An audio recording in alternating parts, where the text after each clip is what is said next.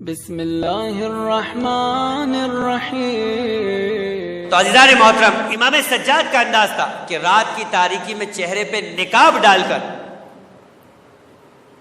سائلوں کی بستی میں جایا کرتے۔ لوگ پہچانتے نہیں تھے، کب پہچانا منزل مصائب پر معلوم چلے گا۔ اور یہ کہتے تھے، باقاعدہ بچے انتظار میں ہوتے تھے، بیوائیں انتظار میں ہوتی تھی، اور گلی کے گویا کارنر پر نکر پہ کھڑے ہو کر انتظار کرتے تھے کہ ابھی وہ نقاب والا آئے گا۔ جیسے آتے تھے فوراً ایک جملہ تھا جو امام کے لیے تاریخ میں منسوب ہے کہ دیکھو وہ گٹھری والا آ گیا، دیکھو وہ گٹھری والا آ گیا۔ بس گٹھری والے کے نام سے امام پہچانے جاتے تھے، اور ساری زندگی امام نے اسی انداز سے سائل کی خدمت میں گزار دی، حتیٰ یہ کہ دوست و دشمن میں کوئی فرق نہیں رکھا۔ کہاں تاریخ ایسی مثالوں کو دکھائے گی؟ تبھی جب امام مظلوم نے اس اعرابی کو جو امام سے مانگنے کے لیے آیا تھا عطا کیا، تو ایک مرتبہ امام سے عطا لینے کے بعد رونے لگا۔ امام نے فرمایا رو کیوں رہا ہے؟ کہا میں روتا اس بات کے اوپر کہ ایسا عطا کرنے والا ہاتھ بھی مٹی تلے دب جائے گا۔ عزیزان محترم، تو کہاں دنیا ایسی مثالوں کو دکھائے گی؟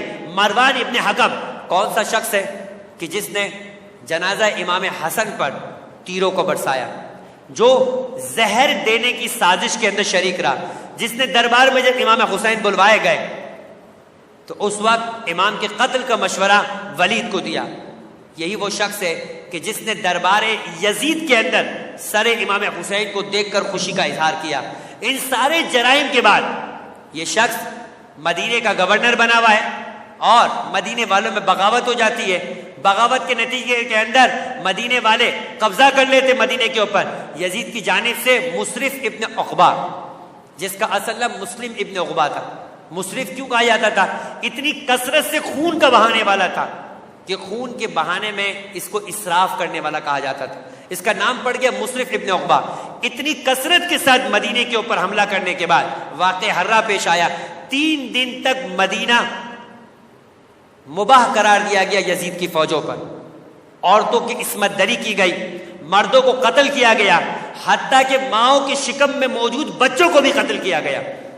700 سے زیادہ حافظان قرآن مدینے کے اندر قتل ہوئے، 10,000 سے زیادہ اصحاب رسول قتل ہوئے۔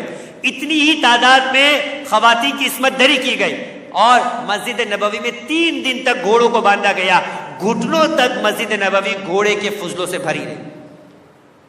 اتنی خطرناک کیفیت کے اندر امام مدینے سے باہر ایک مقام کے اوپر کیا کر رہے تھے؟ مدینے میں موجود بیواؤں کو، یتیموں کو، بے آسروں کے لیے امام نے محفوظ پناہگاہ بنا کے رکھی تھی۔